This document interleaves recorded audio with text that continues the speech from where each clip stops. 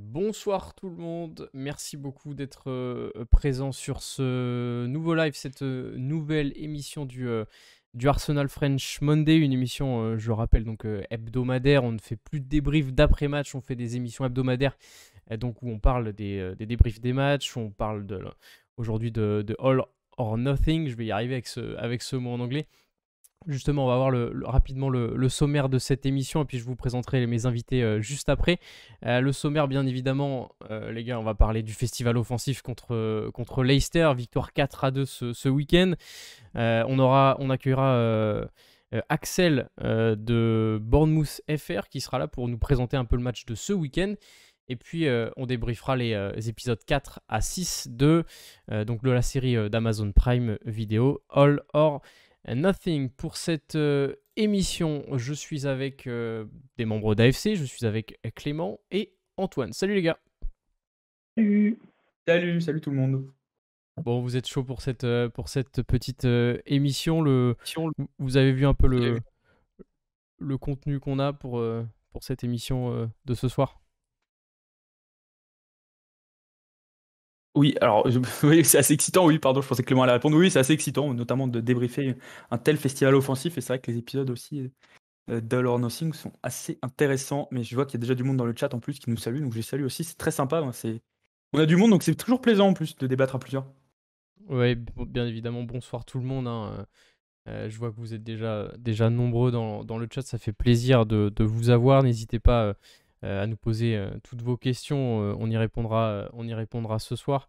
Épisode 4, incroyable Madax, oui, on en reparlera tout à l'heure des épisodes de All or Nothing, ils sont assez exceptionnels les épisodes, notamment sur le Capitana d'Aubameyang. On va directement enchaîner cette première partie d'émission, on va dire, avec ce débrief du match face à Leicester avec un Gabriel Jesus inarrêtable. Une victoire donc 4 buts à 2 à l'Emirates pour la première à domicile. Donc 4 buts à 2, doublé de Gabriel Jesus, but de Granit Xhaka et but de Gabriel Martinelli. En face, c'est Saliba qui marque contre son camp et James Maddison. Une victoire donc 4 buts à 2. Voilà, on va commencer. Clément, qu'est-ce que tu as pensé de cette rencontre et de ce festival offensif des Gunners? C'est archi enthousiasmant parce que là, on a retrouvé à la fois le beau jeu et l'efficacité. Donc, clairement, on a envie de voir ce qu'on va réussir à maintenir ce niveau. Et moi, ce que j'ai particulièrement aimé sur ce match, c'est que, et ça faisait longtemps que j'avais pas ressenti ça, on a joué comme des favoris. C'est-à-dire en respectant l'adversaire, en sachant qu'à tout moment, il peut se passer des choses, qu'ils peuvent marquer, potentiellement gagner, en sachant qu'on est les meilleurs, et en maîtrisant tellement le match que même les aléas qui interviennent, comme les 2 buts qu'on a encaissés, et ben finalement, on arrive à les rendre négligeables parce que voilà, on a été au-dessus, on a assumé notre statut et voilà, on a été plus fort et enfin, on montre que voilà, on est Arsenal et que quand il y a des équipes qui viennent chez nous, c'est nous les meilleurs et c'est à nous de dicter notre jeu. Ah, je vois déjà Madax qui nous dit sur le chat Martinello, donc Martinelli, j'imagine. Quelle activité, mort de faim, il monte de plus en plus en puissance. Je m'attends à une grosse année de sa part et je vois que Antoine, si tu veux nous remontrer ton magnifique maillot que tu as derrière toi, si tu veux le tenter et pas nous montrer. J'arrive à me tourner comme ça, je sais pas si vous voyez quelque chose, mais... Non, c'est bon, cette fois-ci, tu ne nous as pas montré autre chose. Euh, Bref, Martinelli, donc on va en parler un tout petit peu plus tard. Antoine, toi, qu'est-ce que tu as pensé de cette rencontre et notamment, donc on va en parler de la performance de Gabriel Jesus. Bah, comme a dit Clément, je suis assez d'accord sur les 2 buts qu'on concède. Au final, ça aurait pu être beaucoup plus grave et ce sont des simples aléas, ce qui n'a peut-être pas été le cas l'année dernière en fait finalement. Je pas déjà commencer à trouver des différences entre cette année et l'année dernière, mais c'est vrai que quand tu as 2-0 et que tu ultra domines, que tu en plus as le penalty qui est refusé par la VAR, là c'est quand même, moi j'ai trouvé ça presque miraculeux parce qu'en plus pour moi, à partir du moment où c'est sifflé, j'en ai déjà parlé sur le space à la mi-temps. Pour moi, le penalty, il n'y a aucune raison de l'annuler. Donc ça, c'est un coup du sort qui est favorable, arbitral, qui est assez rare pour être souligné. Et ensuite, la deuxième mi-temps, avec le but de Saliba, totalement contre le cours du jeu, mais qui ne nous impacte pas du tout, parce qu'après, on a de la chance de marquer rapidement. C'est aussi pour ça que le match est un peu différent. Et même le le but de Maddison, où on est un peu passif défensivement, on réagit très vite. Donc après, ce qui est intéressant, c'est qu'il y a un fort potentiel offensif Donc là, on en a mis 4, mais on aurait pu en mettre 6 ou 7. Même si en face, c'était quand même pas folichon défensivement. Donc c'est-à-dire que, à voir, j'ai trouvé Leicester très loin du niveau de jeu qu'on pourrait leur prétendre, on va dire, cette saison. Alors je pense qu'il y aura des changements dans l'effectif, mais notamment en termes de gardien, qui nous donne un but quand même s'il fait beaucoup d'arrêts. Donc voilà, dans l'ensemble, hein, c'est sûr qu'on a plutôt dominé, donc ça c'est rassurant. C'était un registre différent de Crystal Palace, parce que Crystal Palace, on était à l'extérieur, c'était plus compliqué. Là, voilà, comme a dit Clément, on a fait le jeu à domicile, et ça aussi c'est rassurant, le contenu, autant que le résultat est intéressant. Ouais. Il y a Sony dans le chat qui nous dit bonsoir à tous, exactement. Depuis bien longtemps, on s'est senti les plus forts, alors qu'avant, on avait toujours ce petit doute tout au long du match, jamais rassuré. Là, c'était la force, tranquille. Après, nous ne nous emballons pas trop vite. Alors, je suis d'accord et pas trop d'accord, et je vais te faire réagir un peu là-dessus, Clément. C'est vrai qu'il y a, et Antoine, tu l'as un peu dit aussi, on a eu ce côté, on sentait qu'on allait gagner, on sentait qu'on était largement supérieur à Leicester, mais au final, ils reviennent 2 fois. Et au final, on se dit qu'on n'est pas loin de se faire égaliser sur un coup du sort. Voilà, on n'était pas très serein quand ils reviennent au score les 2 fois en fait. Est-ce que toi, tu t'es senti serein ou au final tu t'es dit ah mince, ils sont encore revenus, ils ont encore réduit le score? Alors, forcément, bon, la première fois qu'il marque, on se dit ok, c'est un accro, c'est normal, ça peut arriver, pas de souci. Le deuxième, ça commence à faire beaucoup là, c'est-à-dire qu'il y a comme des lacunes qui ont été mises à jour. Après, c'est peut-être aussi un mal pour un bien, entre guillemets, dans le sens où on arrive à réagir tout de suite. Au-delà de ça, ça nous empêche de trop nous emballer, parce que déjà que là, on touche plus le sol parce qu'on a fait une grosse perf. Voilà, faut pas non plus se croire ce qu'on n'est pas encore. Et voilà, ça nous rappelle qu'il y a encore du taf et qu'il y a des choses qui sont améliorables et qu'il y a encore des secteurs où tout roule pas et qui sont même potentiellement un peu angoissants, quoi. Ouais, il y Je vais essayer a de- Sony justement qui le dit, on a aussi le côté qu'on n'a pas eu le temps de douter, et j'imagine que c'était sur ça que tu voulais rebondir, Antoine. Bah en fait, oui, et même ce que dit Calm Stoveng, ce qui dit le premier but, c'est un fait de jeu, ils reviennent pas vraiment, ils étaient pas sur un temps fort. Et au final, voilà, on marque dans les 2 minutes qui suivent. Donc c'est sûr que si c'était Leicester qui poussait, où on sentait que le cours du match s'inversait, on aurait peut-être douté. Mais on sentait qu'on n'a jamais été trop mis en difficulté, en fait, par cette équipe de Leicester. C'est ça aussi qui est intéressant à retenir, c'est qu'on a très peu concédé. Il y a ce but de Saliba contre son camp qui est juste une erreur de jugement. Et voilà, on va dire, hein, on passe, quoi. Hmm. C'est le genre de but, si on s'était pris ça il y a 2 ans, c'était genre le coup du sort, le sort s'acharne, etc. Ouais, et Mais puis là, au ça, final, ça aurait pu aller très vite, quoi. On aurait pu rien, perdre pied, quoi. rien de grave. La réaction, c'est vrai, en plus de l'Emirates, très positive en soi. L'Emirates a été important, je pense, malgré tout, même si je Ouais. pense que Saliba ne perd pas plus que ça ses moyens, et vu la maturité qu'il affiche, entre guillemets, je pense que ce but ne l'affecte pas plus que ça. Mais voilà, c'est vrai qu'en plus, quand tu es sauvé par le fait que tu arrives à marquer dans la foulée, voilà. Et puis, quand on voit, franchement, sur le troisième but, la boulette de Ward, on se dit quand même qu'en appuyant un peu, il y a moyen d'alourdir le score. Donc voilà, on avait la place pour, comme j'ai dit tout à l'heure, en mettre 6 ou 7. On en concède 2, c'est sûr, ça fera partie des points améliorés, mais c'est pareil, on concède 2 buts en ayant concédé quasiment pas d'occasion, ou très peu d'occasions. À part Fofana en début de match, il y a le but de Madison, et voilà, on a Hmm. plus concédé défensivement face à Crystal Palace. Juste avant de parler de l'homme du match de Gabriel Jesus, je voulais qu'on reparle vite fait, justement, tu l'as abordé avec toi, Clément, de William Saliba. On l'a encensé la semaine dernière à raison, puisque son match était exceptionnel. Ce match face à Leicester, il est tout aussi exceptionnel, malgré son erreur qui nous coûte un but. Est-ce que toi, tu as vraiment adoré la réaction de l'Emirates qui, directement, dès qu'il a retouché le ballon, même juste après le but, l'a encouragé et lui a montré que bah voilà, c'est pas grave, ça arrive, quoi. Ouais, bah carrément, c'est toujours plaisant de voir son stade afficher son soutien comme ça aux joueurs.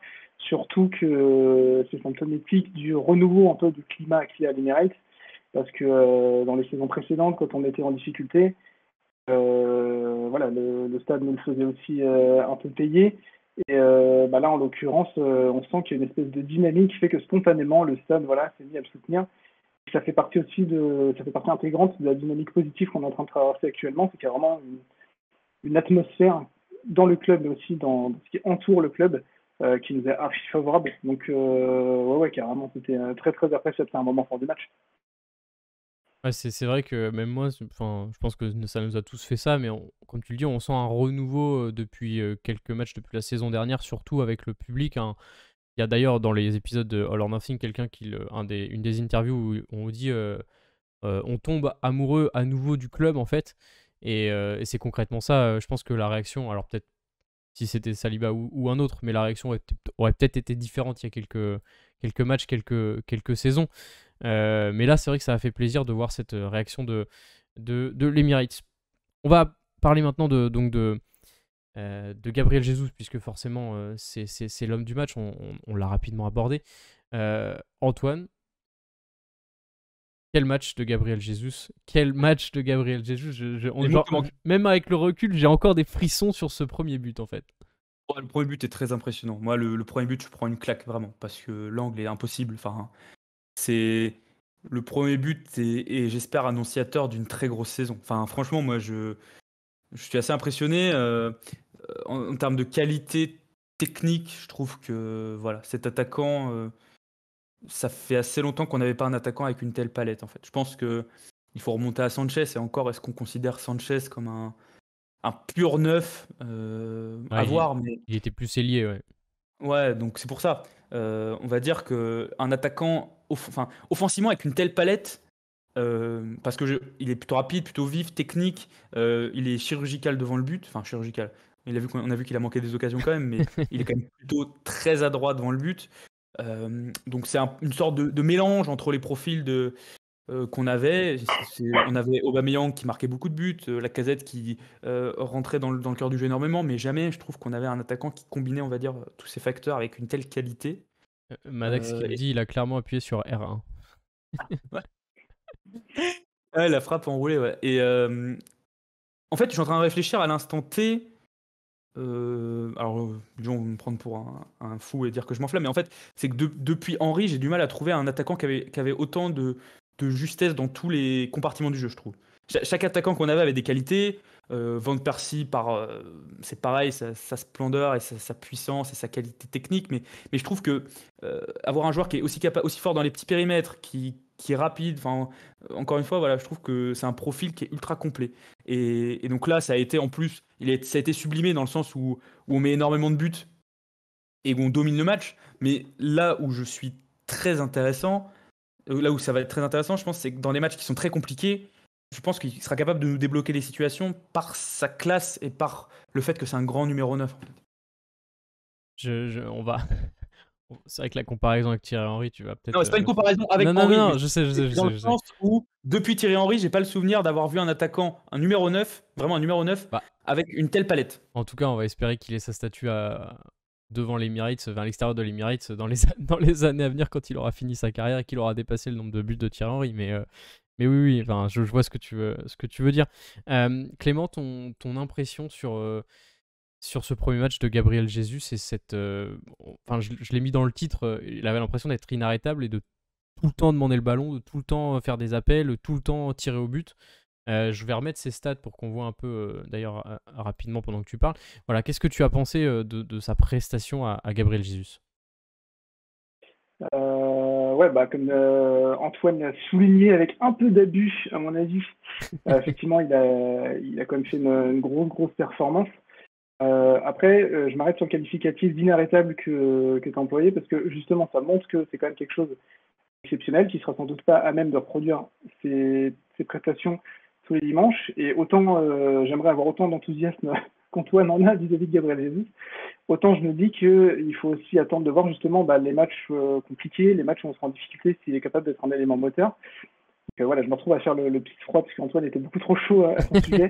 Mais pour revenir sur sa prestation, qu'est-ce que tu veux dire? De toute façon, le gars, activité incessante, archi précis, sa complicité avec Martinelli, c'est incroyable. Et son but, moi, au-delà même de l'aspect esthétique et de la qualité technique, ce que je retiens, c'est la spontanéité du mec. Ouais. Tu sens qu'il ne cogite pas, alors qu'on a passé des années avec Aubameyang et Laka, quand le contexte autour du club et de l'équipe était pas fou, ça se posait des questions, machin. Jesus, il a un ballon qui traîne, il se pose pas la question, il réalise le geste parfait, but magnifique. Et ça fait du bien aussi de voir que le mec il est en pleine bourre, il est en pleine confiance et que ce genre de geste, tu les sors aussi quand le contexte est favorable. Et là, vraiment, ce que j'ai aimé, c'est vraiment la spontanéité du geste. C'est vraiment là, il était dans son match, il était au taquet, archi concentré, la balle elle arrive, la frappe et puis c'était parfait. Ouais, il y a justement. On reviendra aussi sur le fait qu'il n'ait pas marqué de triplé parce qu'il a clairement eu les occasions et il aurait pu d'ailleurs dans la foulée de son doublé mettre un but exceptionnel sur une passe de Ramsdale. Je vois Ah ouais, la c'est folie, Madax qui en parlait dans le chat. Et il y a Kevin Amaury qui dit justement honnêtement, on ne découvre pas le talent de Jesus car il l'avait déjà, ça c'est sûr. Mais à City, il était bridé par l'effectif en attaque et ne jouait plus à son poste de prédilection. Là, on va lui donner les clés de l'attaque et il va s'épanouir. C'est vrai que ça correspond aussi à ses sorties médiatiques juste après le match où il disait qu'il était là aussi, qu'il retrouvait un peu le vrai Gabriel Jesus, il se retrouvait lui-même. C'est un peu ça, Antoine. Bah oui, parce qu'au final, là, ce qui va être intéressant, c'est que il a que 25 ans, donc c'est quand même un joueur qui a une certaine marge de progrès. Et aujourd'hui, quand tu es dans l'effectif de City, malgré tout, entre guillemets, alors, toute proportion gardée, parce que il faut, je pense, savoir s'entraîner très dur, etc., avec Guardiola, bref, pour jouer. Mais je veux pas dire qu'il y a une espèce de plafond de verre où, en quelque sorte, tu te dis, bon, si je joue pas trop, en fait, parce que c'était le cas de Jesus la saison dernière, il était plus dans la rotation, et il ne pouvait pas arriver, on va dire, à un niveau, entre guillemets, comment dire, exceptionnel. Ce que je veux dire, c'est que je ne m'exprime pas très bien là, mais à Arsenal, étant donné qu'il va jouer quasiment tous les matchs, être titulaire, il va pouvoir encore emmagasiner les buts, l'expérience, etc. et progresser encore plus. Et voilà, on parlait de son talent, donc on ne découvre pas son talent, c'est sûr, mais en plus arriver à être encore un meilleur attaquant. Moi, je vais m'arrêter 2 secondes sur la stat des 15 ballons touchés dans la surface adverse, c'est énorme. C'est énorme. La stat, c'est que ça n'était jamais arrivé depuis au moins 2007. Parce que je pense que c'est à partir de là que ça a été commencé à être compté, ce genre de stat. Mais ça veut dire que en Pour 15 ans, Arsenal ou pour toute la PL? pour Arsenal, Ouais, pour Arsenal, d'accord, ok. en 15 ans, jamais un joueur n'avait touché 15 ballons dans la surface adverse. Et c'est énorme, je trouve, cette stat. Je trouve que ça met en avant une autre qualité de Jesus, c'est que c'est un renard en fait. Il est toujours au bon endroit au bon moment. Ça, on le voit sur la boulette de Ward, sur le troisième but qui donne à Xhaka, c'est qu'il est là quoi, et il sent le jeu. C'est comme sur le deuxième but, il est au bon endroit sur le corner quoi. Hmm. Je pense, quelqu'un qui a une intelligence dans ses déplacements qui est quand même qui peut être assez redoutable. Donc, Oui, et puis Pep donc Guardiola voilà. ne l'a pas recruté pour rien non plus en fait. Il a vu un talent aussi dès le début en fait et il a 4 saisons dans les jambes avec Guardiola donc il a pu déjà se perfectionner et acquérir de l'expérience. Tu parlais. Il a joué. Vas-y. 2 secondes, puis il a joué en ailier un petit peu l'année dernière, donc à l'insu de son Oui. plein gré, mais je pense que ça lui apporte aussi une vision différente du jeu. T'as parlé rapidement parce qu'on va enchaîner, on a pas mal de sujets ce soir. Tu as parlé rapidement du but de Granit Xhaka.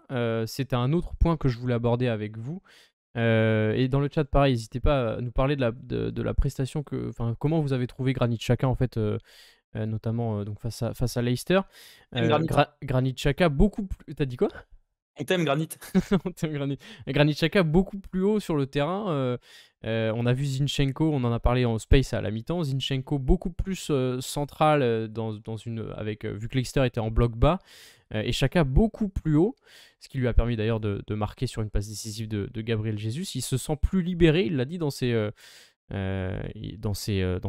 déclarations d'après-match. Clément, comment tu as trouvé comment tu trouves Granit Xhaka dans ces 2 premiers matchs de ce début de saison? Le gars, t'as l'impression qu'il revit, quoi. On le voit sur le terrain comme on l'avait jamais vu avant. Donc, effectivement, il joue plus haut, mais non seulement il joue plus haut, mais il se projette beaucoup plus aussi. On le voit faire des courses dans la profondeur, on le voit faire des appels, on le voit demander.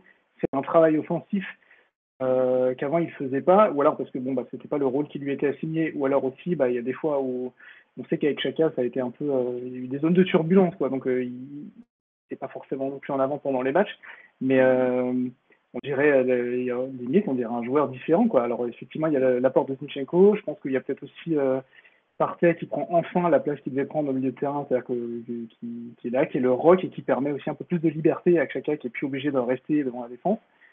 Mais ouais, ça fait plaisir de le voir parce que s'il y a bien un gars qui symbolise un peu les années galères qu'on a traversées, c'est quand même bien lui.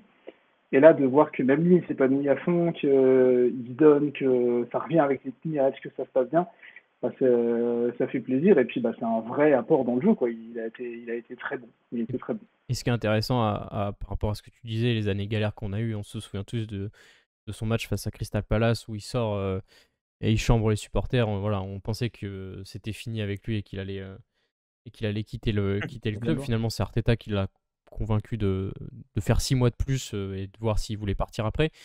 Ce qui est intéressant à voir, c'est que là, on a appris dans un article de The Athletic aujourd'hui, c'était que Granit Xhaka était donc vice-capitaine de cette équipe et Gabriel Jesus vice-capitaine, on va dire. Enfin voilà. Donc en gros, les Granit Xhaka retrouve, on va dire, une légitimité officielle, on va dire, dans son rôle de leader qu'il a déjà. On le savait déjà qu'il était, de toute façon, il était leader dans le vestiaire. Antoine, voilà, on en a déjà parlé dans le space à la mi-temps. Qu'est-ce que tu penses de ce repositionnement naturel, finalement, de ce que voulait déjà faire Arteta avec Granit Xhaka? Déjà, je pense qu'on pourra pas le faire à tous les matchs Oui, parce voilà. que là, c'est parce que c'était inoffensif au milieu de terrain. Je suis désolé pour les fans de Leicester, mais franchement, c'était tellement. Enfin, en fait, j'ai envie de dire, c'est pas normal parce que Chaka est pas censé jouer aussi haut sur un terrain. Alors, oui, il y a des. Avec Zinchenko, on va dire, il y a une certaine complicité qui fait que quand l'un monte, enfin, c'est assez fluide, on va dire, mais c'est que Partey, aujourd'hui, hier, il a réussi, enfin, samedi, il a réussi à tenir, on va dire, deux milieux de terrain et donc lui étant un joueur pour deux, forcément, ça libère un espace. Après, c'est assez intéressant de le voir haut parce que c'est un joueur qui est quand même un très bon pied gauche. Alors, il est un peu limité avec son pied droit. Et là, voilà, dans les petits espaces, c'est pas exceptionnel, mais là, tu vois, de le voir très haut au bon endroit sur le but, c'est quand même assez révélateur. Je pense qu'il a quasiment joué en fait au même niveau qu'Odegaard. Il a quasiment éclipsé Odegaard samedi. Donc à voir. Après, encore une fois, je veux pas. Là, c'est moi qui vais faire un petit peu le pisse froid, Clément, mais je pense qu'on va être amené à le voir plus bas dans la saison, notamment le match face à Palace en soi. Il fait un match assez classique Oui. entre guillemets. Mais je trouve que voilà, si Partey arrive à prendre de l'ampleur, Partey, il y a juste sur une chose sur laquelle il doit un peu progresser, c'est sa technique. Il a gâché beaucoup trop de passes. Mais sinon, dans la récupération du ballon, avoir Partey plus en 6 et Chaka plus en 8, déjà, c'est plus intéressant, même pour lui, pour s'épanouir. C'est vrai qu'on a vu Granit Xhaka, notamment au tout début du match, faire un appel de numéro 9 entre les deux centraux. Il a failli marquer, ouais. Je me suis dit, mais qu'est-ce qu'il fait là? C'est vraiment Granit Xhaka qui a fait cet appel. Dans le chat, on nous dit, Sony qui nous dit également, comme il est plus haut, il est moins exposé aux erreurs graves, il se sent plus serein peut-être. C'est vrai qu'il y a ça aussi, on a souvent dit qu'il avait du mal à revenir et qu'il s'exposait à des cartons bêtes ou des tacles un peu bêtes. Oui, vas-y. CF Liverpool l'année dernière. Voilà, exactement. Plus grand chose à reprocher à Granit, mis à part de ne plus mettre de missiles de 25-30 mètres. On espère qu'il va retenter sa chance plus souvent, parce que la dernière fois qu'il l'a fait, c'était contre Manchester United et il a marqué. Donc on va espérer qu'il le fasse plus souvent. Un seul vrai reproche dans notre style de jeu, c'est que nos milieux déclenchent pas assez de frappes cadrées. Pourtant, chacun a une bonne frappe. Bon, voilà. Je parle pas des drops de Partey.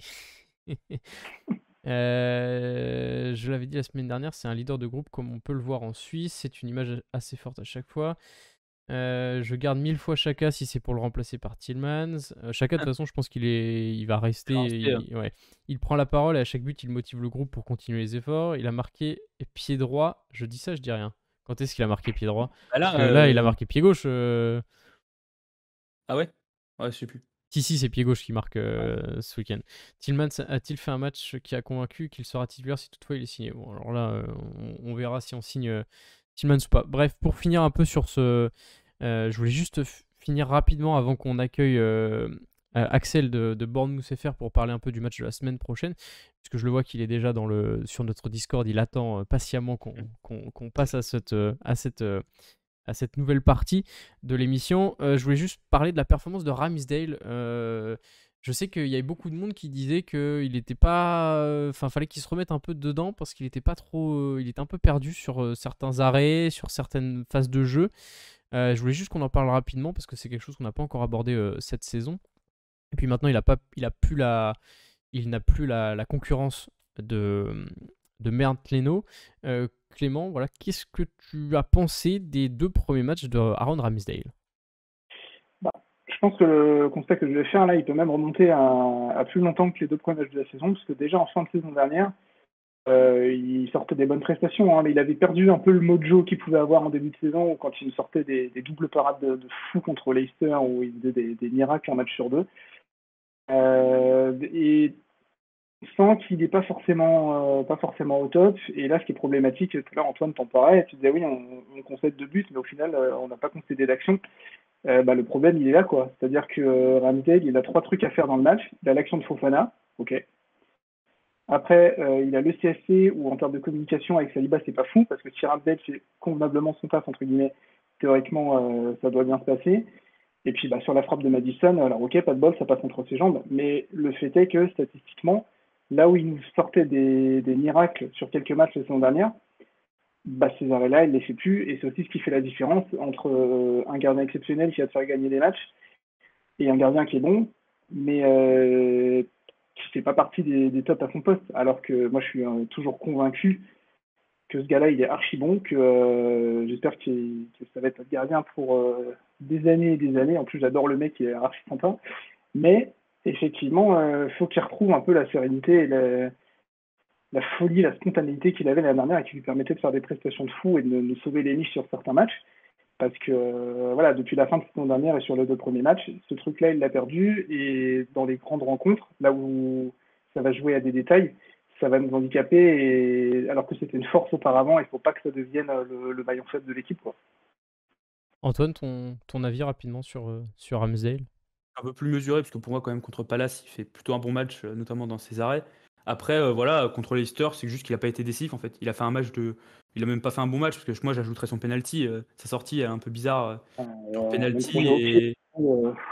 Et donc voilà. Puis après, voilà, c'est sûr que avec Saliba, pour moi, il est un peu coupable. Ouais. Parce que, certes, je vois dans le chat, il y a Vardy derrière, mais pour moi, il doit mieux communiquer. Ouais, C'est lui qui est face au jeu, donc il doit dire à Saliba. Et après, le but, il lui passe entre les jambes, ça peut arriver, hein. Mais c'est juste que là, sur ce moment-là, il n'est pas décisif alors qu'il aurait pu l'être. Bon, voilà, après, ça peut arriver, c'est peut-être pas grave. Puis, il a un arrêt décisif au tout début du match sur Fofana aussi. Oui, après, s'il le fait pas, j'ai quand même un peu les boules, parce qu'il lui tire dessus, Fofana. Mais oui, c'était le pire joueur dans les notes. Moi, je lui ai mis 4, parce que voilà, il n'a pas été très bon, mais c'est pas dramatique non plus, et ça veut pas dire qu'il a perdu son niveau de jeu. Quand je vois les arrêts qu'il fait face à Palace la semaine dernière, c'était bon. C'est plus dans le jeu au pied, c'est vrai, où ça fait 2 matchs de suite où il fait un peu quelques cagades. Ah ouais, il envoie des parpaings, il rend fou. Après, sur l'action de Jesus, qui a failli marquer, c'est aussi une très bonne qualité. Donc voilà, faut pas non plus tout mettre à la poubelle. Hein. Il y a juste Madax qui nous dit Ramsdale, je le trouve tête en l'air parfois, ça me fait peur. C'est vrai que depuis le début de la saison, moi je trouve un peu qu'il a un peu des sauts de concentration. On va finir sur ce débrief donc du match face à Leicester, victoire 4-2. Juste un rappel des résultats de la première journée de la deuxième journée de Premier League, sachant que ce soir, au moment où on parle, Liverpool Crystal Palace, je crois que c'est Crystal Palace, hein. C'est Liverpool Crystal Palace, si je dis pas de bêtises. C'est ça. Ça se joue donc là ce soir, donc voilà, il n'y aura pas les résultats de Liverpool Crystal Palace. Il y a notamment victoire de Manchester City 4-0 contre Bournemouth, on va en parler juste après avec notre invité. Le 4-0 de Brentford face à Manchester United qui est dernier. Le 4-0 en une mi-temps, c'était absolument... ça faisait ça faisait plaisir à voir, en même temps ça faisait pitié un peu de voir ça. Et puis le 2-2 entre Chelsea et Tottenham qui au final nous arrange, nous, même si il y avait des grosses erreurs d'arbitrage, mais ça c'est pas notre problème. Un regard vite fait sur le classement, donc avant le match de Liverpool. Manchester City Arsenal donc se partagent la première place, on va dire, avec les 2 premières victoires pour ces 2 premiers matchs de la saison. Donc voilà, un bon début de saison, ça nous change de l'année dernière où on avait commencé par 3 défaites de suite. On passe donc à la deuxième partie de cette émission avec notre invité que je vais accueillir. Salut Axel, est-ce que tu nous entends ? Normalement oui, je vous entends. Parfait, on t'entend, c'est nickel. Alors Axel, donc tu gères le compte, tu me dis si je dis des bêtises, c'est donc Cherries FR, c'est le compte donc de Bournemouth FR. C'est bien ça ? Je ne me trompe pas ? Ouais, on est 2 à le gérer, mais c'est moi la plupart du temps en ce moment. Donc on va parler du match de ce week-end déjà, et puis du match que je viens de dire, le 4-0 malheureusement pour vous face à Manchester City, mais bon c'est Manchester City, je pense qu'il y en a beaucoup d'équipes qui vont prendre un peu le tarif à l'Etihad comme tous les ans. voulais juste une question un peu portrait sur toi. Comment t'en es arrivé, je sais qu'Antoine aussi voulait en parler, comment t'en es arrivé à supporter, à devenir fan de Bournemouth? C'est vrai qu'on est souvent plus les gros clubs anglais pour tout ce qui est fan un peu étranger. Comment t'en es arrivé à supporter Bournemouth? Bah, c'est tout d'abord l'amour du foot anglais, mais j'ai jamais eu de vrai club bah, dans le Big Six à supporter. J'aime un peu tout le monde et du coup, j'ai jamais eu de vrai club favori. Puis un jour, j'ai regardé par hasard un reportage sur le foot anglais et ils parlaient de Bournemouth. À l'époque, ils étaient bien placés pour monter pour la première fois de leur carrière en Première Ligue. Et puis, je suis tombé sur le but de Harry Arter. À l'époque, il avait mis un but formidable du milieu de terrain et je sais pas, c'est un coup de foudre. Je me suis dit: «Je vais me renseigner sur ce club, me renseigner sur la ville». Puis, la ville est vraiment sympa. C'est un tout petit stade, avec très peu de place, vraiment avec le charme que j'aime.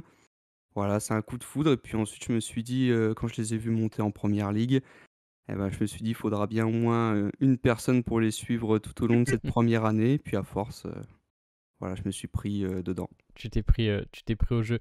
Comment est-ce que tu analyses le début de saison pour l'instant de ton équipe? Donc il y a eu une victoire 2-0 contre Aston Villa à domicile et 4-0 Mmh. donc ce week-end à l'extérieur face à Manchester City. Pour l'instant, mitigé parce que, on a un nouveau dispositif. Depuis qu'on est arrivé en Première Ligue, on joue avec, 3 défenseurs centraux et pour l'instant, on n'avait pas encore, Senesi qui a fait, la fin de match contre City, mais il était pas là à Aston Villa et donc c'est, Lerma qui prenait la place et puis, on n'a pas encore, totalement, trouvé le rôle de Solanke qui a pas joué contre City, mais contre Aston Villa, il jouait, presque piston alors que c'est censé, normalement être notre pointe. Donc pour l'instant, j'attends, la fin, du recrutement, un peu un effectif bouclé pour voir où ça part parce que pour l'instant, j'ai pas l'impression que Scott Parker a tous les joueurs qu'il veut pour, mettre quelque chose de nouveau en place en ce moment. Donc Mm. à voir, c'est pour l'instant encore très mitigé. Scott Parker, nous on va pas trop aimer puisque c'est bien évidemment un ancien joueur de Tottenham. Il a également, enfin, il était ex-entraîneur de Fulham il y a pas si longtemps que ça. Vous avez fini donc deuxième de Championship. Vous êtes donc monté automatiquement. Est-ce que l'équipe elle a beaucoup changé par rapport à la saison dernière? Pas mal, de départs, oui, parce qu'on avait beaucoup de joueurs en prêt comme, Todd Cantwell par exemple, Ethan Laird qui avait pas beaucoup joué. Enfin, il y avait beaucoup de joueurs, en prêt, qui sont repartis. Donc du coup, ce qu'il faut faire, c'est, vraiment la construction, c'est plus sur, le banc, avoir un vrai banc que on avait fait l'an passé avec, beaucoup de joueurs en prêt. Mais voilà, c'était des joueurs en prêt, donc ils sont forcément repartis. Puis c'était des joueurs qui étaient plus là avec un gabarit remplaçant au Championship. Là, pour la Première Ligue, il va falloir, cibler, d'autres, joueurs. Donc, pour l'instant, c'est surtout au niveau du banc et les joueurs qu'on avait en prêt, l'an passé qui sont repartis. Antoine, Clément, est-ce que. D'ailleurs, je vais le lire pour le chat. Si vous avez des questions dans le chat, n'hésitez pas, hein, n'hésitez pas. Antoine, donc je vois que tu. Qu'est-ce que tu as comme question? Bah justement, je vois parce que justement ce passage avec les dispositifs avec les pistons, on voit beaucoup de promus, je pense notamment à Sheffield, enfin Brighton en son temps, arriver, enfin tenter ce dispositif en Première Ligue. Je voulais avoir ton avis là-dessus et aussi sur le fait au final euh, d'avoir un effectif, je sais pas, qui est amené à s'internationaliser un peu, qui était peut-être déjà assez internationalisé en Championship, mais je vois dans votre équipe quand même pas mal de joueurs qui viennent d'un peu partout. Ça me fait penser en fait aux autres promus. Je sais pas si c'est une mode en ce moment.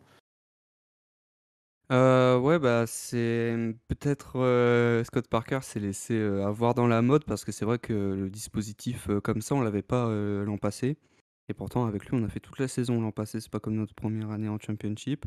Mais ouais, c'est vrai qu'il y a beaucoup de joueurs, britanniques, gallois pour l'instant encore dans l'effectif.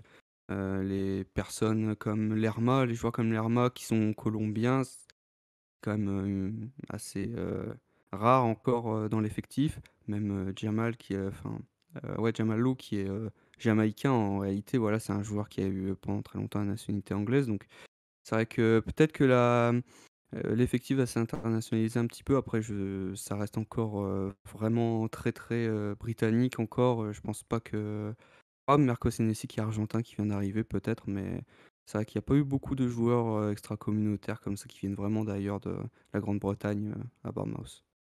Dans, dans le chat, alors le prend pas mal, je pense que la question est mal tournée, mais je pense que t'es plutôt dans le profil. Et on nous dit, est-ce que Jefferson Lema est un N'Golo Kanté du pauvre? Alors voilà, on va. Mais est-ce que dans le profil c'est la même chose ou finalement c'est pas du tout le même profil? Non, c'est pas le même profil parce que Lerma, il peut jouer plus derrière. Quand on voit N'Golo Kanté qui a été utilisé sur les dernières années, plus comme un relayeur avec Jorginho qui est plus derrière. Lui, vraiment, Lerma, il joue derrière, il joue milieu défensif ou en ce moment défenseur central. Plus haut sur le terrain, ça va pas forcément lui aller. Et je pense pas qu'il ait la qualité technique pour distribuer vraiment sur le devant. C'est plus un gros récupérateur, c'est plus quelqu'un qui va venir intimider, impacter. C'est vraiment, en plus, c'est un gueulard, donc c'est un leader vocal. C'est pas vraiment un N'Golo Kanté, c'est vraiment quelqu'un qui joue derrière et qui fait plus le sale boulot. Je pense que Kanté est quand même un peu plus fort techniquement et non, vraiment, Lerma, c'est plus derrière son job. On nous demande, enfin c'est Senjinka qui nous demande Solanke est-il apte pour ce week-end? Est-ce que tu le sais ou pas? Est-ce que le club a Non, communiqué? pour l'instant, on ne sait pas encore. Bah, même pour ce week-end, là, on a su, je crois, au tout dernier moment que lui et Zemmoura n'étaient pas disponibles. Donc, je sais pas encore. D'accord. C'est quelqu'un qui occupe une place importante justement puisqu'on en parle. Est-ce que c'est un joueur clé de votre dispositif? Oui, bah, déjà parce que ça a été un gros investissement à l'époque où on avait fait notre premier passage en Première Ligue et qui avait quand même assez déçu. Là, il revient de 2 belles saisons en Championship où il marque 45 buts en 2 saisons, donc c'est quand même un, un score Ouais. important. Maintenant, il faut prouver en Première Ligue. Ça va être l'une des plus grosses interrogations pour nous, parce qu'avant ça, je crois qu'il avait marqué peut-être 2 buts en 3 saisons au total, avec ses anciens clubs compris. Donc ça va être la grande question. Est-ce que Lerma il va pouvoir être ce joueur clé à Bournemouth et est-ce qu'il va avoir le même niveau ou en tout cas un niveau suffisant pour la Première Ligue? Ça va être la grande question. Ouais. Antoine, Clément, vous avez des Oui, questions je me peut-être pour le permets. relancer? Oui, ouais, c'est plus par rapport à donc Bournemouth, je vais pas mentir, je connais assez peu, surtout depuis qu'ils étaient redescendus. À ton avis, à quoi on doit s'attendre de la part de Scott Parker? Quelle va être son approche pour ce qui est sans nous envoyer des fleurs, a priori une grosse affiche pour Bournemouth? Est-ce que on doit s'attendre à un bloc bas, une équipe resserrée, une équipe qui va essayer d'envoyer du jeu? Ça va être quoi l'approche du match selon toi? Ça va être très, très, défensif, je pense, pour nous. Déjà, à l'époque où on jouait avec, Eddie Howe, quand on affrontait un gros nom, c'était, tout le monde défend et Callum Wilson, devant, il fait ce qu'il peut, on lui balance un ballon et on voit s'il peut faire quelque chose. Là, avec, Scott Parker, je pense que ça va être un petit peu la même chose. Ça va être, très, très défensif. On va vouloir, je pense, assurer au moins le point. Et s'il y a ouverture du score, assez tôt, peut-être qu'on va tenter, des choses, et se montrer un peu plus.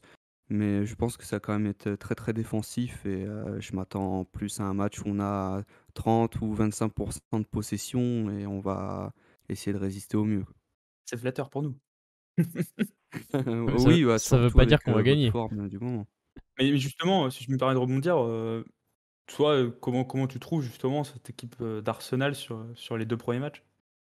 Bah, du coup, j'ai pas pu voir, le deuxième contre Leicester parce qu'il y avait Bournemouth en même temps, mais j'ai vu, le match d'ouverture contre, Crystal Palace et puis aussi, ce qu'il faut noter, c'est la pré-saison énorme de Gabriel Jesus. On voit que sa cote est remontée incroyablement parce que, sur, les ballons qu'il avait, contre Palace, il attirait vraiment les défenseurs. On voyait qu'il avait quand même une aura, encore plus forte que les autres à côté, comme, Martinelli et cetera et ouais, c'est un beau Arsenal qu'on retrouve, cette année comparé, bah, déjà il y a un an où c'était vraiment compliqué.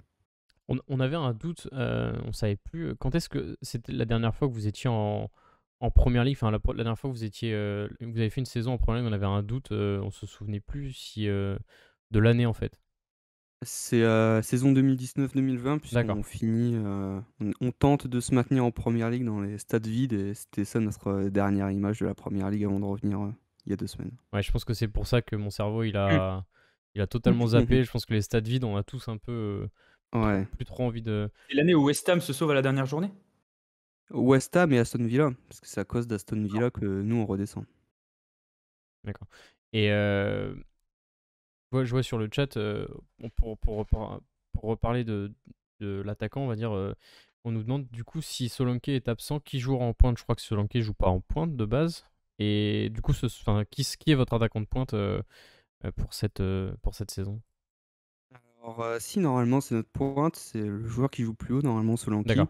Pour ça que là c'était vraiment une exception, c'était même très Ouais. bizarre de le voir jouer sur un côté et aussi bas contre Aston Villa. Et bah du coup pour l'instant la seule doublure qu'il y a à son poste c'est Kiefer Moore. Et c'est un joueur qui découvre aussi la première ligue, donc c'est pas évident pour l'instant. C'est pas. J'espère qu'il y aura un petit peu plus de un autre remplaçant parce que c'est vrai que Kiefer Moore c'est peut-être un peu léger. T'as des compliments de la part de Madax dans le chat qui te dit en tout cas beaucoup de respect pour les gars qui supportent des entre guillemets petites équipes et qui conservent la passion. C'est une Chika qui répond qu'en plus ça permet d'avoir un autre point de vue pour nous pour parler d'Arsenal. Donc déjà merci beaucoup d'avoir accepté, hein, merci d'être là, ça fait plaisir d'avoir en avant-match comme ça, de se préparer pour le week-end, de savoir qui on va affronter et comment on va vous affronter. Antoine, Clément, vous avez peut-être peut-être des questions peut-être tactiques ou d'autres voilà, d'autres questions que vous voulez poser Axel? Bah, peut-être plus globalement, moi, c'était pour savoir bah, enfin, les ambitions sur la saison. Je suppose que c'est le maintien, mais est-ce que tu y crois surtout à un maintien? Ouais, ouais, le but avant tout c'est le maintien et franchement oui moi j'y crois. Je dis pas ça parce que c'est mon club, je dis surtout ça parce que on a déjà vécu cette première année en montée. Je pense que il y a c'était 2015-2016, donc ça remonte, ouais, il y a 6 ans. Je pense que c'était plus dur à cette époque-là puisque beaucoup de joueurs découvraient, la première ligue avec nous. Et là, on a quand même des joueurs qui, même s'ils n'ont pas fait beaucoup de matchs de première ligue à l'époque de notre premier passage, comme par exemple Kelly, qui est devenu, par la suite vraiment un taulier dans l'équipe, bah, je pense que ces joueurs-là, c'est quand même une qualité un peu supérieure à l'équipe qu'on avait à l'époque et je pense que déjà défensivement, on est meilleur qu'il y a 6 ans quand on tentait de se maintenir pour la première fois. Donc je pense que oui, on peut se maintenir et et après j'ai oublié le suite de la question, je suis désolé. Enfin, en gros, c'est oui, est-ce que tu crois au maintien? C'était vraiment ça en fait. C'était est-ce que Ouais, ouais, tu. moi j'y crois et je pense qu'on peut le faire. Des équipes comme Brentford, etc., qui sont très sérieux, qui ont réussi. Et je Ouais. pense qu'avec Scott Parker, on commence à avoir une stabilité qui fait que l'équipe est sérieuse, l'équipe est faite, commence à être faite pour lui, autour de lui. Je pense que c'est assez sérieux pour se maintenir. Ouais. Pour finir peut-être, quels sont un peu, on a parlé de quelques joueurs, mais pour toi, quels sont les joueurs de votre côté qui pourront faire la différence face à Arsenal? On l'espère pas nous, hein, mais pour toi, voilà, quels sont les joueurs qui pourront faire la différence? Heu, Bah, c'est surtout la défense du coup, pour moi qui va être, très, essentielle parce que c'est là où on a, pour l'instant les meilleurs pions et puis qui va être, la plus sollicitée dans ce match-là. Donc déjà il y a Travers parce que même si on a recruté, Neto gratuitement qui vient de Barcelone, faut savoir que Travers c'est vraiment quelqu'un, c'est un top joueur qui est encore super jeune et j'espère vraiment qu'il va éclore, en première ligue cette année, qu'il puisse, vraiment montrer, tout son talent. C'est un top gardien et je pense qu'il sera vraiment un gros rempart pour nous. Enfin, j'espère qu'il sera dans un bon jour parce que normalement il est vraiment très, très bon et puis, Kelly qui est notre capitaine, c'est un peu le nouveau Nathan Ake pour, faire une référence à notre premier passage. C'est un Ouais. défenseur central, gaucher, qui de base jouait sur le côté, qui comme Ake, mais qui est revenu, au centre, qui a le brassard de capitaine et qui, normalement est notre leader de la défense et le maillon normalement le plus fiable. Et puis, j'espère aussi un match sympa de Chris Mepham qui, par contre, lui, depuis quelques années, régresse, mais depuis le début de cette saison en Première Ligue, se remontre sur un beau visage. Donc, au niveau de la défense, ces trois noms-là, puis après, pour pas caricaturer, on va quand même donner quelques noms en attaque. Mhm. Et si Solanke n'est pas là, je pense que Tavernier fera le rôle impactant en attaque. Et ensuite, Christie, qui est normalement notre leader technique, qui même s'il joue sur un côté, c'est plus un milieu offensif un peu mis sur le côté. C'est pas vraiment quelqu'un qui va prendre la profondeur ou qui va tenter des dribbles fous, mais c'est vraiment un leader technique dans voilà, la transition et puis dans l'appui. Donc voilà, je pense que c'est ces éléments-là qui pourront le plus se mettre en avant contre vous.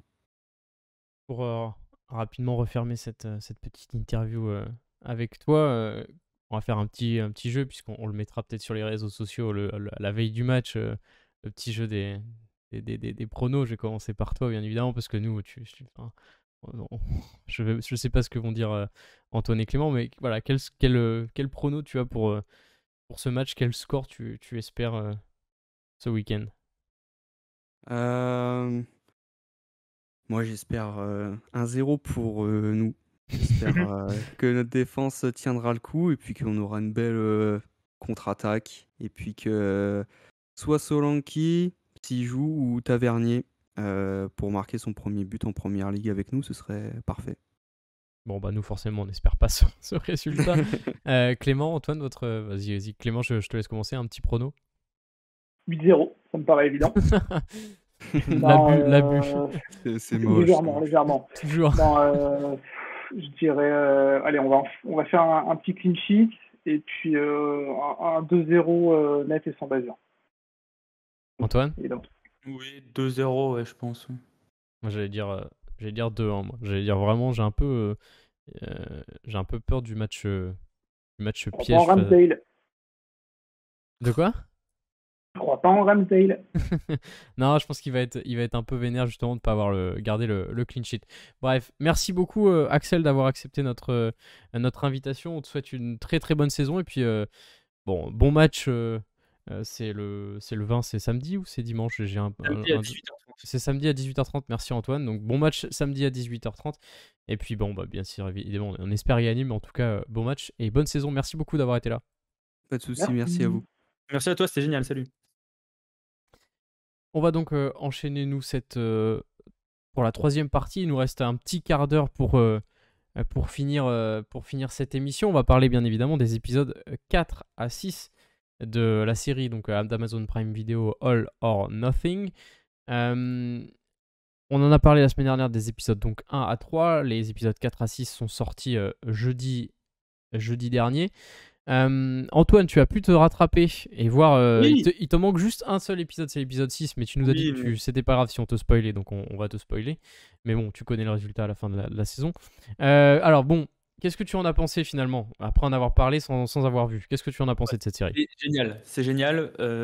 Moi, quand j'ai regardé les premiers épisodes, j'ai eu un peu des étoiles dans les yeux. Je trouvais ça vraiment bien tourné. Et encore une fois, ce que j'avais dit la semaine dernière, mais sans avoir vu, c'était qu'on n'allait pas être dans une série un peu romancée à la Sunderland. Là, on est vraiment, je trouve, sur quelque chose en fait, de relativement factuel, avec les événements qu'il y a dans la saison. Et en plus, la saison fait qu'il y a un joli storytelling autour de tout ça. Mais moi, voilà, c'est d'être cette petite souris du vestiaire que je trouvais génial. Et vraiment de voir des gars qui sont des êtres humains, en fait.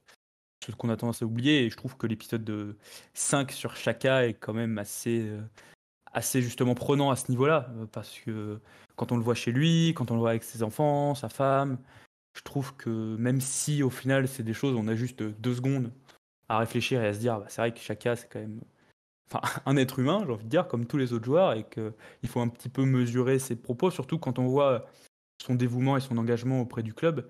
Donc voilà, c'est franchement génial. C'est même frustrant du coup d'avoir peut-être que 8 épisodes, parce qu'il y a certains épisodes où enfin épisodes dans le sens certaines parties de la saison où il y a un focus assez important comme sur Aubameyang et certaines parties qui sont un petit peu plus passées comme ça, donc c'est chouette. Clément, ton avis aussi, puisque je crois que tu as binge-watché les derniers épisodes là, Exactement. aujourd'hui pour te rattraper pour ce soir. Voilà ton avis, ton ressenti un peu général sur la série. Alors moi j'aime beaucoup parce que forcément effectivement c'est une plongée au cœur du club qu'on aime tous et qu'on suit jour après jour. Après je suis un peu plus timoré qu'Antoine pour changer. C'est-à-dire que effectivement, enfin, moi par contre, en revanche je trouve que le côté storytelling et série divertissement prend peu trop le pas sur le côté documentaire. Mhm. Et après, c'est aussi ce qui est intéressant, parce que pour moi, l'intérêt principal de cette série, c'est que ça nous permet de découvrir les joueurs, mais justement leur côté humain, leur caractère, la dynamique, la place qu'ils occupent dans le groupe, etc. Et du coup, c'est beaucoup focus sur l'humain. Le sportif est un peu derrière en fil rouge, et on sent que la série, elle a aussi été faite pour pouvoir plaire à des gens qui ne s'intéressent pas nécessairement à Arsenal, voire même au foot. Et du coup, c'est peut-être pas, entre guillemets, suffisamment pointu pour nous apprendre full de choses. Mais ouais, le côté immersion dans le club, c'est incroyable. Et de toute façon, on regarde ça avec un grand plaisir parce que ouais, c'est kiffant de voir un peu tous les joueurs, de voir un autre côté de leur personne. C'est très très plaisant. On a Senjinka qui nous dit comparé aux épisodes précédents, il y a un vrai gap dans la réalisation et le montage, donc j'imagine entre les épisodes 4 et 6 et les précédents, donc 1 à 3. Point un peu négatif, on voit pas assez certains joueurs, mais sinon, j'adore. BH Records, j'imagine que. Je crois que c'est Maël d'AFC qui. BH Records, voilà, j'avais un petit doute. Maël qui nous dit il parle trop d'Obama, je trouve, dans les 3 derniers épisodes, c'est vraiment chiant. Et Madax qui nous dit c'est la série parfaite pour convertir des moldus, j'ai prévu de le montrer à ma famille. C'est vrai que c'est. Si on veut. On va dire faire convertir des gens pour supporter Arsenal, c'est la série à montrer parce que je pense que tu as envie de tomber amoureux du club en voyant ça. Bref. J'avais envie de parler forcément de. Maël l'a dit dans le chat, Aubameyang. Forcément, on va en parler puisque ça. Faut se remettre un peu dans le contexte de la saison dernière où on apprend qu'Aubameyang est écarté, qu'il ne s'entraîne plus avec l'équipe. Enfin, ça a duré quelques matchs, quelques semaines comme ça où nous, de l'extérieur, on ne savait pas ce qu'il se passait, on imaginait, puisque on va dire ce qui était évoqué dans les médias, c'était un problème disciplinaire de la part d'Aubameyang, donc on se disait que voilà, ça pouvait être grave s'il était plus dans le groupe, mais on savait pas. Qu'est-ce que ça vous a fait, notamment Antoine, pour les premiers épisodes, les 4 et 5 notamment, de voir à l'intérieur du club comment ça s'est déroulé, même si on voit pas tout, hein, bien évidemment, comment ça s'est déroulé cette situation avec Aubameyang. Je suis arrivé en pensant que j'allais pas apprendre grand chose à propos d'Oba, et au final j'ai quand même découvert plein de choses parce que de l'intérieur, je trouve notamment, j'avais plus le souvenir que vraiment tout était bouclé à 1 minute avant la clôture du mercato. Je trouve ça assez dingue. Ah, je me souvenais pas de ça non plus. Ouais. Mais je trouvais qu'en fait ils en faisaient des caisses dans la série, mais quand je vois que c'est vraiment c'est Rich, j'ai oublié son nom, mais qui dit que Ah ouais, oui. c'est 22h59. Ouais.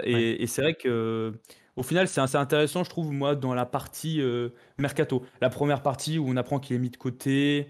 Ce que j'aime bien, c'est la réaction des joueurs aussi. Notamment de voir un moment où je sais plus si c'est Ramsdale qui dit ah tiens, c'est Partey contre Oba aujourd'hui, j'espère qu'on va vite revoir Oba. Donc c'est marrant aussi parce que on voit un petit peu les joueurs qui eux n'y sont pour rien et qui sont peut-être juste au final frustrés de se dire c'est notre pote, et sûrement que sur cet aspect Oba, c'est sûrement peut être un pote incroyable, mais voilà, ça, je trouve cet aspect intéressant. Deuxièmement, c'est l'aspect aussi par rapport à la presse, en fait, et par rapport aux fans. Je trouve comment Arteta gère la situation parce qu'il est, en fait, particulièrement seul dans cette décision. Même s'il il dit qu'on prend la décision en tant que club, je trouve que c'est quand même un risque énorme, puisque quand on repense au mois d'août où il était presque viré, enfin, entre guillemets, et que là, en fait, il se met presque en porte-à-faux tout seul en prenant cette décision, mais c'est quelque chose qui a un effet bénéfique sur le long terme. Et c'est surtout De voir comment il est soutenu. ce qui est intéressant aussi dans ce que tu dis et dans ce qu'on voit dans la série, c'est que Arteta, au début, quand il veut se débarrasser, entre guillemets, ou ne plus ou mettre à l'écart Aubameyang, c'est qu'il est tout seul. Et il dit qu'il a ce dossier où il a compilé toutes les informations Ouais, sur toutes les offenses, tous les commis par Aubameyang. Et Vinay Van Tekachem, il veut le garder, Edu veut le garder, enfin tout le monde au club veut garder Aubameyang parce que forcément on vient de re-signer son contrat, c'est la star de l'équipe, mais finalement au fil des minutes et au fil des épisodes, on se rend compte que bah, tout le monde se met derrière Arteta et se dit Arteta avait raison. Clément, comment est-ce que toi tu as vécu cette situation un peu et ce revirement un peu de situation où, pour dire finalement, bah, même nous on s'en rend compte, Arteta avait raison et Aubameyang a un peu joué au con. Je vous paraphraser parce que vous avez résumé un peu l'essentiel de ce que je pense de cette Pardon. séquence. Vous m'avez coupé un peu le pied. C'est que, ouais, gros respect à Arteta parce que, effectivement, c'est une décision qui n'est pas facile à prendre. On sait qu'il a été remis en cause de nombreuses fois, que dans le marasme qu'a été l'équipe un peu de temps en temps, bah, Aubameyang c'était quand même un peu le phare dans la nuit parce qu'il continuait de planter, que c'était la star, capitaine qui plus est, etc. Et on voit Arteta qui doute, mais qui reste droit dans ses bottes. Et j'aime beaucoup cette attitude de dire star, pas star, buteur, pas buteur, capitaine, pas capitaine. Il y a une règle, elle est commune à tous les joueurs. Tu es un joueur de l'équipe, tu la suis. À plus forte raison quand tu es capitaine, tu as un devoir d'exemplarité. Et j'aime beaucoup cet état d'esprit parce que voilà, là, je suis très fier qu'Arteta fasse ça dans mon club parce que c'est la manière dont je vois les choses aussi, c'est que tu peux être le meilleur joueur, mais tu as quand même le devoir de te mettre au même niveau de tes coéquipiers, tu ne vaux pas mieux que les autres. Et le boss, c'est Arteta, il l'a bien fait comprendre, il a eu gain de cause. Et j'aime bien aussi, comme tu l'as souligné, l'attitude du club qui au début, voilà, bah, clairement, Aubameyang, c'est la star. C'est lui qui plante les buts, on veut le garder, et puis bah, au final on se range derrière Arteta parce que le boss c'est Arteta, c'est lui qui mène la barque, et lui sait où il va, et avec le recul, effectivement, donc c'est facile de le dire maintenant, mais ouais, Yeah. avec le recul, il avait raison, et puis c'est un mal pour un bien ce qu'il a fait. Il y a Joe Beck dans le chat qui évoque aussi un point intéressant, c'est que là on dit qu'Arteta a raison, mais c'est vrai qu'il y a beaucoup de fans qui pensent que Arteta n'avait pas raison et que Aubameyang aurait pu rester. Alors moi ce que j'ai envie de retenir là-dedans, c'est qu'en fait on voit qu'il y avait une certaine, peut-être une guerre d'ego. Alors Peut-être, ouais. en fait Arteta a voulu, il le dit à un moment en plus dans une conférence de presse, il y a une question qui lui dit il voulait asseoir son autorité. Et c'est vrai qu'on sent qu'il y a quand même une guerre d'ego où les deux joueurs, enfin le Arteta et Aubameyang ne se parlaient plus. Il y a peut-être ça aussi, Antoine, dans ce côté guerre d'ego, et au final c'est Arteta, puisqu'il incarne le projet, qui a finalement gagné, même si bon, au final on voit que Arteta avait une liste de toutes les Oui. infractions au règlement, on va dire, que Aubameyang avait fait, quoi. Et justement, en fait, je me pose la question, et ça, on n'a pas vraiment la réponse. Est-ce que quand Aubameyang se rend compte de ça et que peut-être qu'il n'a pas été exemplaire à tous les points de vue, est-ce qu'il n'y a pas un moment dans sa tête où il a envie de dire bon, c'est vrai que ça fait deux. En fait, je pense que dans sa tête, il s'imaginait peut-être pas qu'Arteta était capable de le maintenir éloigné aussi longtemps. Et je pense que dans sa tête, secrètement, il se sentait en position de force, parce que de toute façon, il était sous contrat, donc il était tranquille. Dans tous les cas, il aurait été payé, entre guillemets. Et il se dit secrètement, peut-être que, bon, Arteta, au bout d'un moment, le 20 janvier, il revient vers moi, il dit bon, bah écoute, on finit la saison ensemble, et après, on voit ce qu'on fait pour cet été, mais tu vas revenir dans l'effectif. Surtout que ce qui est exceptionnel, c'est qu'Arteta, il a dû avoir des nuits vraiment difficiles, parce qu'il sort Aubameyang du groupe. On fait des matchs de très grande qualité face à West Ham, même face à Leeds, Norwich, et je crois il y a un autre match face à Aston Villa où je sais plus exactement. Enfin, on fait des très bons matchs en décembre, et ensuite en janvier on traverse cette période où on fait 4 matchs sans marquer. Donc c'est assez dingue en fait le contraste. City. Et Non, City, il était. oui, voilà, c'est ça. On Oui, marque contre City, City, et après ouais, c'est on ça. passe 400 ou 500 minutes sans marquer. C'est assez dingue en fait. Et donc après, moi je pense que peut-être, et je sais pas s'il l'a fait, mais je pense qu'à bout d'un moment, ça aurait été à Aubameyang de revenir vers Arteta Ouais. s'il avait vraiment envie de Exactement. jouer avec Arsenal et de dire bon bah je m'excuse pour ce que j'ai fait, je vais être exemplaire jusqu'à la fin de saison. Et s'il l'a pas fait, je pense qu'Arteta attendait ça, et s'il l'a pas fait, bon bah c'est pas grave. C'est exactement ce que je me suis dit en regardant la série, et peut-être que Clément, tu auras le même avis, c'est que on sent qu'Arteta finalement avait toutes les cartes en main pour être soutenu par le board pour justifier sa décision, et que en fait Aubameyang a, quand je dis jouer au con, c'est qu'il n'a pas voulu s'excuser, il n'a pas voulu, et d'ailleurs il y a une scène où il est dans sa voiture et il dit, je crois qu'il dit l'autre pour parler d'Arteta, enfin il y a un peu une sorte de mépris dans sa façon de parler parce qu'il s'entraîne à l'extérieur. Ça peut se comprendre aussi, hein, mais bref. Mais on sent qu'il n'y a pas eu cette discussion finale où où les deux se sont réconciliés en fait. C'est un peu ça, je trouve, Clément. Ah ouais, bah carrément, je pense qu'effectivement, non seulement s'il avait voulu vraiment rester au club, Obama aurait pu aller voir Arteta, mais surtout il aurait dû, parce que je reviens sur le terme que vous avez utilisé de guerre d'ego, je le trouve un peu abusif dans le sens où pour moi, Arteta c'est pas son ego, genre c'est son rôle. Lui qui est l'autorité, c'est lui qui est censé prendre les décisions, et c'est l'ego d'Aubameyang contre les principes Arteta. C'est-à-dire que lui, son principe, c'est que tout le monde est équivalent.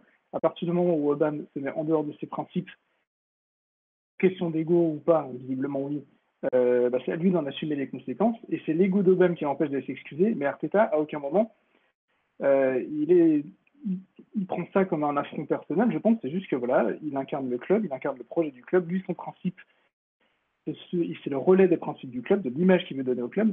Et pour moi, c'est pas une question d'ego. Mais effectivement, oui, basiquement, Aubameyang, s'il avait mis son ego un peu de côté et s'il avait vraiment voulu rester, il aurait dû aller s'excuser, non seulement dans son propre intérêt, mais tout simplement parce que, comme tu l'as dit plusieurs fois, il a joué au con et au bout d'un moment, bah, Ouais. faut assumer aussi et puis il faut redescendre sur terre et se rendre compte qu'on a fait de la merde, surtout quand tu es capitaine, que tu portes le 14 qui a un certain poids quand même un peu chez nous. À un moment donné, voilà, assume, va t'excuser, ou sinon, bah, bon vent, c'est ce qu'Arteta a fait, et voilà. Peut-être que la décision elle était d'autant plus forte. Pardon, Alban, la décision était peut-être Non, d'autant plus vas-y. forte que je pense que Aubameyang était entre guillemets plutôt soutenu dans le vestiaire et notamment Ouais. assez proche de Lacazette et de Pépé. Et en fait, alors à aucun moment on voit ça, je ne sais pas ce qui a pu se passer, mais j'ai l'impression de mon ressenti extérieur que aucun joueur n'a été fait entre guillemets du lobbying auprès d'Arteta en disant il faut le remettre dans le groupe, il faut le remettre dans le groupe. Ce qui aurait pu se passer si tu as tout l'effectif et les titulaires, les cadres, et que ce soit Ramsdale, ouais, tout ça, qui viennent voir Arteta et qui disent ouais, c'est bon, offensivement on n'y arrive pas, on a besoin qu'Aubameyang revienne. Mais j'ai l'impression qu'ils ne l'ont pas fait aussi parce que justement ils se sont dit si c'est lui, ça peut être moi en fait. Et c'est je trouve aussi quelque chose d'assez intéressant, c'est qu'ils ont respecté la Ouais, décision de l'entraîneur. ça aurait pu être qui tout double. En effet, ça aurait pu très très mal se passer pour Arteta si le groupe avait dit bah non, on veut plus, on veut qu'Aubameyang revienne et on veut plus d'Arteta. Je voyais juste aussi, c'est vrai que Senjika nous dit quand il est allé au Gabon, c'est vrai que pendant cette période, il y a eu aussi la CAN et quand il est allé justement à la CAN, il y a eu aussi cette affaire avec Mario Lemina où il est sorti en boîte. Il y avait une vidéo qui est sortie. Après, il est rentré pour problème médical. Enfin, voilà, c'était un peu C'est pas un climat qui était serein. ouais, c'était très très confus son Exactement. retour, ce qui s'était passé. Euh... Jobek qui nous dit je pense que Jobek est du côté d'Aubameyang et Clément est 100% de la ligne d'Arteta. Pourquoi Tuchel veut le récupérer? Pourquoi Xavi veut Non mais le c'est un bon garder? joueur de foot. Le On peut documentaire pas est nier tourné que c'est pour un faire bon passer joueur. attends, le documentaire est tourné pour faire passer Obama pour un con. Justement, il y a une tête qui dépasse. Alors, enfin, c'est c'est un documentaire, mais c'est quand même un outil de communication aussi du club. Alors, Oui. on ne dit pas que le club a été 100% a eu 100% raison. Il y a eu voilà, il y a eu un clash à un moment. Comme a dit Clément, Arteta s'est campé sur ses positions, sur ses principes.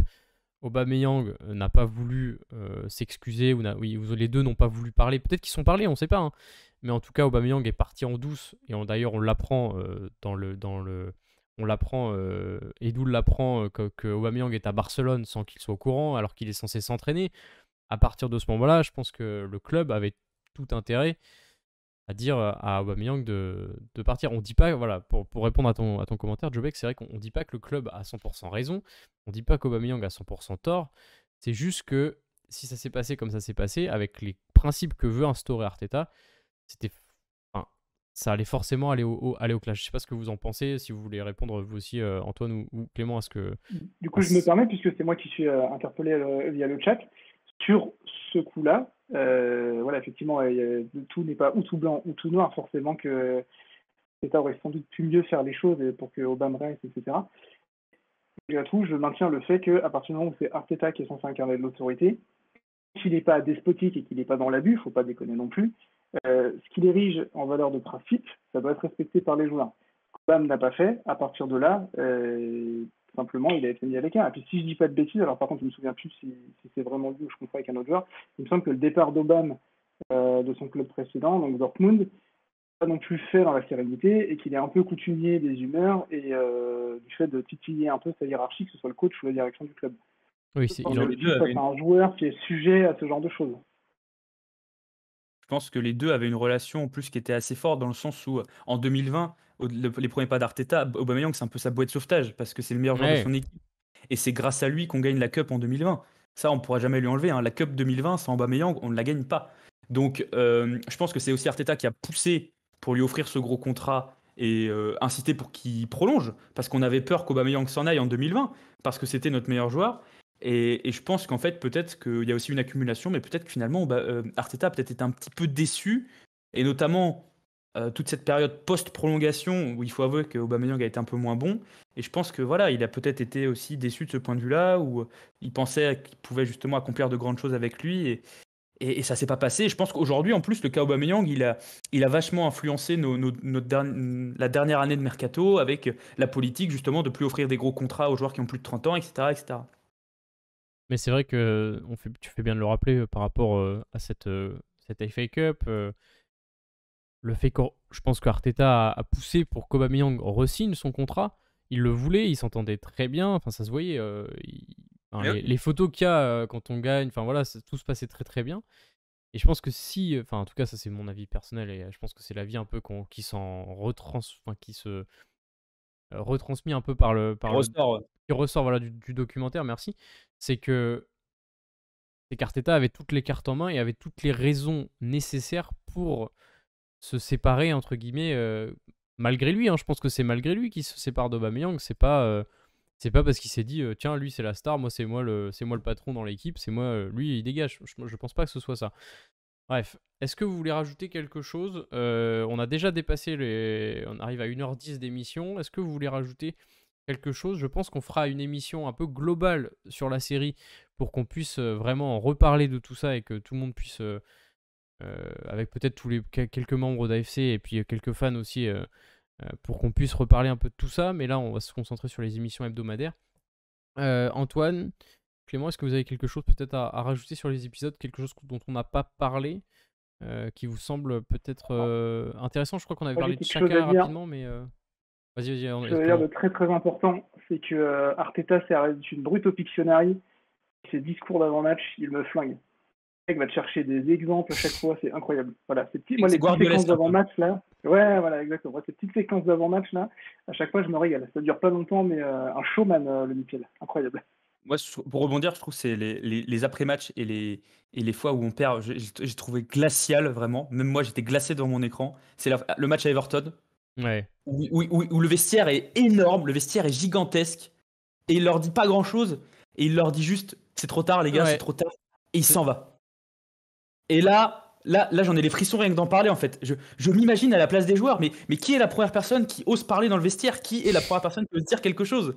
Et là, pour avoir vu aussi là tout à l'heure le passage à Nottingham aussi, où en fait là aussi c'est totalement à l'opposé. On est dans un petit vestiaire, il leur parle très proche, les yeux dans les yeux, et il est pourri, les yeux dans les yeux. Voilà, je trouve que c'est assez, intéressant d'avoir un entraîneur justement qui a ses Justement, on en parlait la semaine dernière avec ces trucs d'avant-match un peu bizarres, le coup du Leicester avec les mains, etc. Mhm. Mais en fait, ne pas avoir un entraîneur un peu gueulard qui, dès que ça va mal, il passe son temps à incendier les joueurs de la même manière, mais justement avoir des manières un peu différentes, douces. Là, Everton, je vous jure que ça vaut 1000 fois des grosses gueulantes. C'est franchement. C'est pire, je trouve ça. c'est Ouais. horrible. Ah ouais. C'est horrible. Même moi, j'étais en mode ouh putain, je me suis fait engueuler. Ouais. J'étais pas dans le vestiaire, mais je me suis fait engueuler à leur place. J'avais une question, mais je pense que ce sera un débat pour une autre fois et peut-être pour une émission un peu spéciale là-dessus. C'est que j'avais une question sur est-ce que le documentaire est pas trop centré sur Arteta? Moi, il y a des choses que j'aurais envie de savoir, des joueurs que j'aurais envie de découvrir, et finalement, je trouve que c'est trop Arteta, Arteta, Arteta. Alors, bien sûr, il incarne, et c'est là où c'est un outil de communication de la part du club, il incarne le renouveau, on va dire, d'Arsenal et les principes du club. Mais je trouve que c'est trop tout le temps Arteta, en fait. Je sais pas si, juste pour finir, si vous avez un avis là-dessus.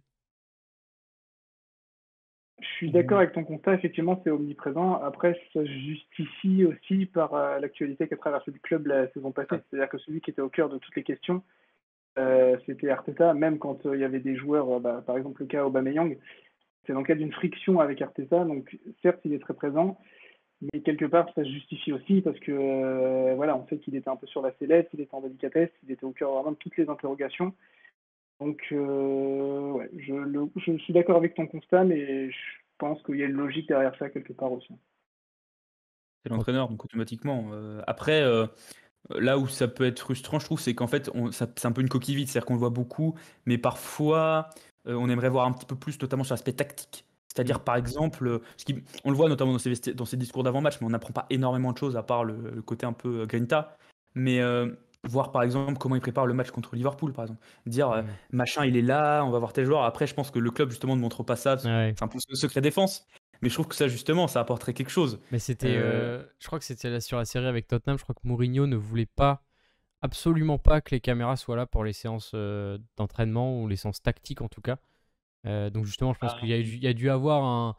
Et si Mourinho veut pas, ça veut dire que Arteta, il y a 100 000 raisons qui doivent dire qu'ils veulent pas, parce que franchement, oui. Voilà, je pense qu'il y a dû avoir un deal pareil où il veut pas révéler ses secrets, je pense, de tactique. Après, ce qui pourrait être sympa, 2 secondes, c'est juste d'avoir peut-être un peu plus d'historique. Je trouve les petits moments, notamment à la cantine, ils sont hyper sympas. Et je trouve que ça, justement, en avoir plus, ça pourrait être chouette. Bon, je pense que on a fait le tour, messieurs. Je vais vous remercier tous d'avoir été présents pour d'animer le chat. Les débats sont enflammés dans le chat, en tout cas pour finir sur All or Nothing. Je pense que c'est nécessaire qu'on fasse une émission spéciale là-dessus quand les épisodes seront finis, qu'on aura un peu de Avec tout le monde. recul. Voilà, exactement, qu'on fasse une émission peut-être plus... qu'on soit plus nombreux pour parler un peu de tous ces épisodes et de la saison dernière. Merci beaucoup à tous donc de nous avoir suivis. N'oubliez pas donc l'émission si vous l'avez pas vue. Enfin voilà, vous pourrez la revoir en replay sur YouTube ou sur toutes les plateformes audio. Et puis n'hésitez pas bien évidemment à repartager et à nous suivre sur tous les réseaux sociaux. Ça nous fait extrêmement plaisir et ça nous fait chaud au cœur de voir que vous nous suivez tous les jours. Merci Clément, merci Antoine pour d'avoir participé à cette émission. Mais de rien, merci à toi. Et je vais faire de la pub pour Clément. Il y a un excellent article sur Robin Van Persie qui va sortir cette semaine sur le site d'Arsenal French Club. Donc je vous invite à aller le voir. Allez. Pour la PSB. Allez, on vous souhaite une très bonne soirée, une très bonne semaine. On se retrouve samedi pour le match face à Bournemouth donc. Et puis lundi prochain pour une nouvelle émission du Arsenal French Monday. Salut tout le monde!